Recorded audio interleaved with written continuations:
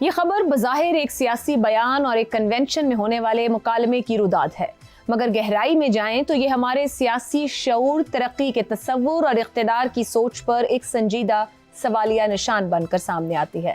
پنجاب کی وزیر اعلیٰ مریم نواز پورے اعتماد سے کہتی ہیں کہ 2 سال میں پنجاب کی قسمت بدل گئی، جعلی حکومتیں عوام کا حق کھا جاتی ہیں اور بے حس ہوتی ہیں۔ ان کا سوال بڑا سادہ مگر طنزیہ ہے کہ کیا شعور سے پیٹ بھرا جا سکتا ہے؟ کیا شعور پر بیٹھ کر کالج جایا جا سکتا ہے؟ کیا شعور پر سفر کر کے گرین بس کا سفر کیا جا سکتا ہے؟ ان جملوں میں یہ طنز بھی چھپا ہے کہ اگر شعور ہی سب کچھ ہے تو پھر سڑکیں، روزگار اور سہولیات کیوں مانگی جا رہی ہیں؟ گزشتہ روز پشاور کے کنونشن میں ایک طالبہ نے وزیر اعلیٰ خیبر پختونخوا سہیل آفریدی سے سوال کیا تھا کہ 13 سال سے اقتدار میں رہنے کے باوجود خیبر پختونخوا پسماندہ کیوں ہے؟ ترقی کیوں نمائندوں کے گھروں تک محدود ہے؟ کرپشن پر کیا کیا گیا؟ یہ وہ سوالات ہیں جن پر کسی بھی حکومت کو رک کر سوچنا ضرور چاہیے، مگر وزیر اعلیٰ سہیل آفریدی کا جواب فوراً دفاعی انداز اختیار کر لیتا ہے کہ شاید سوال کرنے والی کا تعلق کسی اور جماعت سے ہے۔ یوں اصل سوال پس منظر میں چلا جاتا ہے اور نیت پر بحث شروع ہو جاتی ہے۔ یہی وہ مقام ہے جہاں شعور اور برداشت دونوں کا ہی امتحان ہوتا ہے۔ سہیل آفریدی کا یہ کہنا کہ ہم نے نوجوانوں کو سوال کرنے کا شعور دیا ہے، بلا شبہ ایک اہم دعویٰ ہے۔ سوال کرنے کی آزادی کسی بھی جمہوری معاشرے کی بنیاد ہوتی ہے، لیکن مسئلہ تب پیدا ہوتا ہے جب یہی شعور کسی سوال کو برداشت کرنے کے لیے بھی تیار نہ ہو۔ اگر نوجوان سوال کرے اور جواب میں اسے سیاسی لیبل دے دیا جائے تو پھر شعور صرف تقریر تک محدود رہ جاتا ہے، پالیسی اور عمل کا حصہ نہیں بنتا۔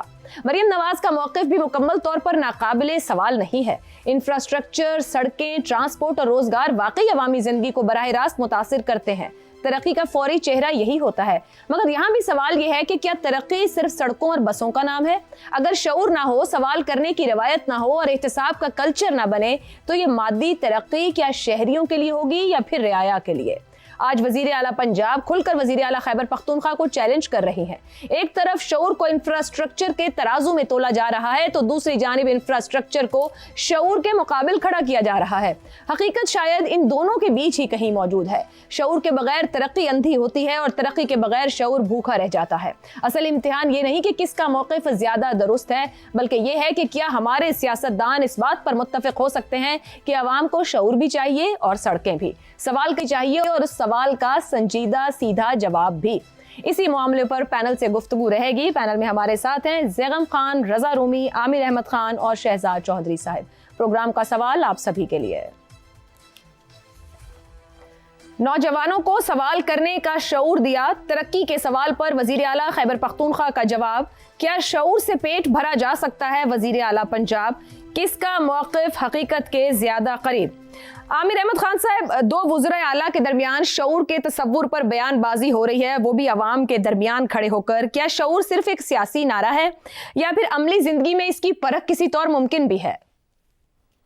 یہ عجیب سی بات ہے ایسا کہ یہ جس معاملے کے اوپر وہ بحث ہو رہی ہے، اس بحث کا اس معاملے سے دور دراز کا تعلق ہی نہیں ہے۔ دیکھیے، شعور بذات خود کوئی چیز نہیں ہوتا۔ ہم نے دیکھا کہ پاکستان نے 30-35 برس آمریت کے دور میں گزارے اور وہاں شخصی جو آمر تھے، انہوں نے عوام میں یہ شعور پیدا کرنے کی کوشش کی کہ جو سیاست ہے وہ ایک معاشرتی تشکیل کے لیے زہر قاتل ہے اور آگے بڑھنے کا واحد طریقہ شخصی آمریت ہے۔ ان میں ایک آمر ایسا بھی آیا جس نے مذہب اور جہاد کے نام پر نوجوانوں کے اندر منافقت اور فساد کا شعور جو ہے وہ پیدا کیا۔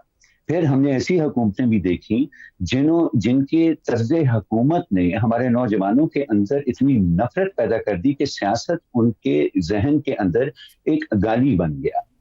تو اور اب ہم ایک ایسی جماعت کو دیکھ رہے ہیں جنہوں نے جو عوام کو جو شعور کی بات ہو رہی ہے، وہ شعور یہ ہے کہ ایک 18 سال کا بچہ صبح اٹھتا ہے عائشہ، وہ سب سے پہلے سوشل میڈیا پر بیٹھ کر وزیر اعظم کو گالی دیتا ہے، اس کے بعد آرمی چیف کو گالی دیتا ہے اور سارا دن وہ اسی طرح کی پوسٹ کرتا رہتا ہے، اور شام کو اس کے ماں باپ جو ہیں وہ بڑے فخر سے اپنے دوستوں اور رفقا کو کہتے ہیں کہ ہمارے بچے کو سیاست میں بہت زیادہ دلچسپی ہے۔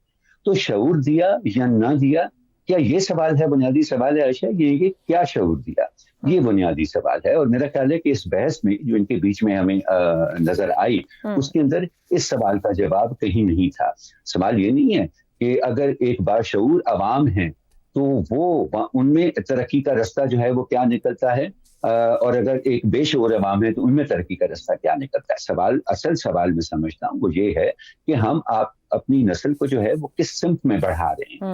یہ جو پاکستان کے اندر سیاسی تناؤ ہے جس کا اظہار ہمیں آج کل اور کئی سالوں سے صرف گالی گلوچ کے ذریعے نظر آ رہا ہے. آپ مجھے بتائیں کہ اگر یہی ذہنیت ہے ہماری نوجوان نسل کی جو ہم نے ذہن سازی کر کے ہم ان کو اس طرف لے کر آئے ہیں، تو وہ فرسٹ کلاس ٹرینز میں سفر کریں، وہ ہوائی جہازوں پر سفر کریں، وہ بسوں میں سفر کریں، وہ رکشے ٹانگوں پر سفر کریں، کیا فرق پڑے گا؟ اور ہم کس طرح سے یہ کہہ سکیں گے کہ ہاں پاکستان نے ایک بڑا قابل فخر معاشرہ جو ہے وہ تشکیل دیا ہے؟ تو مجھے تو اس بحث میں عامر احمد خان صاحب قطع کلامی کی معذرت، یہاں تھوڑا سا اس کو ڈیبیٹ کو آگے، آپ نے جب شعور کی، عوام کے شعور کی بات کی، تو عوام کا شعور تو لیڈر کے شعور پر ڈیپینڈ کرے گا. اب ہم مختلف ادوار کے مختلف لیڈرز کو دیکھتے جائیں گے تو اسی حساب سے عوام کا شعور آگے بڑھا ہے. جیسا بھی شعور دیا گیا، کیا جو شعور دیا گیا اس حساب سے ہی وہ تھاٹ پروسیس آگے بڑھا، یا پھر یہ میٹر ہی نہیں کرتا کہیں بھی کہ وہ ترقی ہوئی یا نہیں ہوئی کیونکہ آپ اس شعور کو ہی چیلنج کر رہے ہیں؟ ایبسلیوٹلی جی، جو لیڈر جو جس طرح کا شعور دیتا ہے عوام کے اندر، وہ بالکل آپ کے معاشرے کی تشکیل اسی کے مطابق ہوتی ہے. اچھا، جب میں اسکول جاتا ہوتا تھا نا تو میں حلفاً آپ کو کہہ سکتا ہوں کہ ہمیں ایک مشنری اسکول میں جاتا تھا، ہمیں پتہ بھی نہیں ہوتا تھا کہ کسی کا فرقہ کیا ہے، اور نہ ہی کبھی یہ سوال ہمارے ذہن میں آیا تھا. لیکن جب ضیاء الحق کا دور جس وقت ختم ہوا تو اس وقت اسکولوں میں چھوٹے چھوٹے بچے جو ہیں وہ کسی کو، ان کو یہ پتا ہوتا تھا کہ کون شیعہ ہے، کون سنی ہے، کس کا کیا فرقہ ہے، کس کا کیا نہیں فرقہ. تو حکمران کی سوچ جو ہے اس کا بڑا دور دراز تعلق ہوتا ہے. اب دیکھیے جو گالی گلوچ کا کلچر ہمارے ہاں شروع ہوا ہے، سب سے بڑا اس کا جو ایک وکٹم ہے یا سب سے بڑا اس کی جو کیجولٹی ہے وہ کیا ہے؟ وہ ریشنل منطقی سوچ ہے کہ آپ اگر کسی سے سیاسی طور پر اگری نہیں کرتے ہیں تو آپ اس کو گالی دے دیں، اور اس کو اور کا کوئی منطقی جو اپنا اس کے اوپر ایک پرسپیکٹو ہے وہ ڈیولپ کرنے کی کوشش ہی نہ کریں. اب آپ مجھے یہ بتائیں کہ اس سے زیادہ خطرناک چیز ہو سکتی ہے کسی معاشرے کے لیے؟ ٹھیک ہو گیا، ویلڈ پوائنٹ ہے اس معاملے کو دیکھنے کا، یہ بھی ایک زاویہ ہو سکتا ہے. زیغم صاحب آپ کی طرف پہلے آتی ہوں. 13 سال اقتدار کے باوجود پسماندگی کے سوال پر شعور کہہ کر جواب دیا گیا کہ ہم نے شعور دیا ہے. جب یہ چیلنج کیا گیا کہ آپ نے 13 سال سے کیا ڈیلیور کیا، اب اس بندے کی شخصیت کو بھی چیلنج کر دیا گیا، سوال کو بھی چیلنج کر دیا گیا، نیت کو بھی چیلنج کر دیا گیا. اسی طریقے سے جب مریم بی بی کھڑی ہوئی وہ کہہ رہی ہیں کہ شعور کیا دیا ہے کہ تم نے دیا تو کچھ نہیں، بس شعور دے دیا، جو دینا تھا وہ تو ہم دے رہے ہیں. یہ دونوں طرف جو اپنی اپنی بات کا جھنڈا لے کے کھڑے ہو گئے ہیں، آپ کے خیال میں کیا پہلے ہے، کیا ضروری ہے، اور کون حقیقت کے قریب ہے؟ سوال کرنے کا شعور تو دیا ہے پی ٹی آئی نے، لیکن مخالفوں سے سوال کرنے کا شعور دیا ہے. سہیل آفریدی صاحب تو بہت بڑی چیز ہیں، وہ تو چیف منسٹر ہیں. یہاں آپ کسی چیتے سے بھی سوال پوچھ لیں تو وہ پھر سارا شعور تاتا شعور میں چلا جاتا ہے اور آپ کو وہ جواب ملتا ہے کہ طبیعت ٹھکانے آ جاتی ہے. دیکھیں، مجھے یاد آتا ہے ایک بہت بڑی ہسٹورین ہے ساؤتھ ایشین ہسٹری کی، ان کا نام ہے بابرا میٹکاف. انہوں نے ایک پوری کتاب لکھی ہے، پلیس آف ادب ان انڈین سوسائٹی.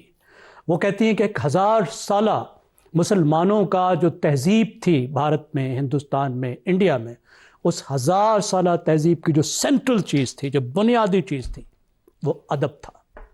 ادب کی بنیاد پر جنوبی ایشیا کی مسلم سوسائٹی کھڑی ہوئی تھی. اور ہم کہاں پہنچ گئے ہیں؟ یہ سب سے مقبول جماعت ہے، اور اس کو تو کیا دوش دیں؟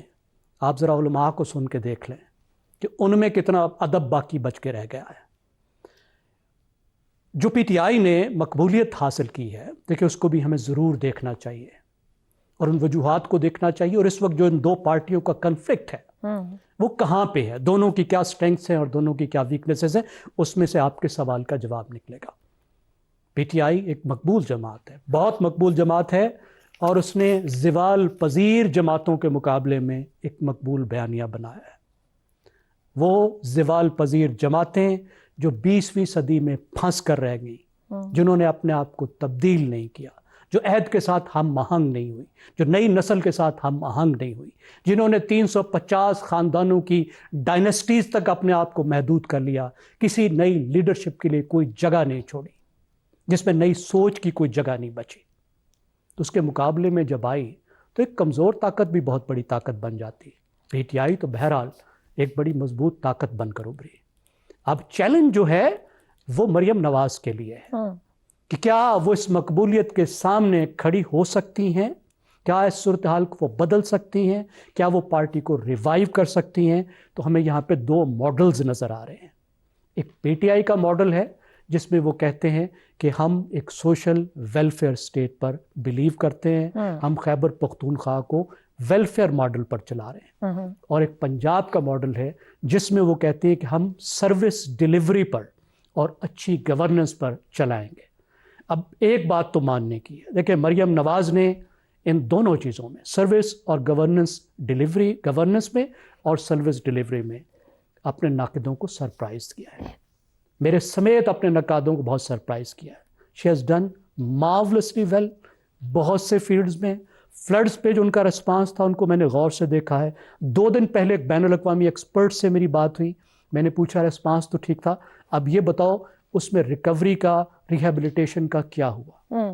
ही वॉज ऑल प्रेज कि वहाँ किसानों को जिनके घर गिरे थे सबको पैसे मिले और रिकवरी भी ज़बरदस्त हुई। सुथरा पंजाब को मैंने देखा है, मरी कोटली सतियाँ से लेके राजनपुर तक पंजाब में जब ट्रैवल किया है हर जगह सफाई आई है। लॉ एंड ऑर्डर के तरीक़ाकार से सख्त इख्तलाफ है लेकिन उसने रिजल्ट्स डिलीवर किए हैं, लोग खुश हैं। सही। एक बहुत बड़ी उसमें वीकनेस है। अब कहाँ पे गैप है?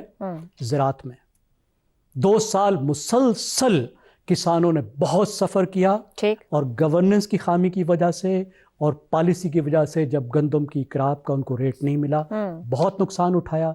इस साल में पोटैटो और सिट्रस यानी आलू और जो किन्नू होते हैं उसके फार्मर ने बहुत नुकसान उठाया।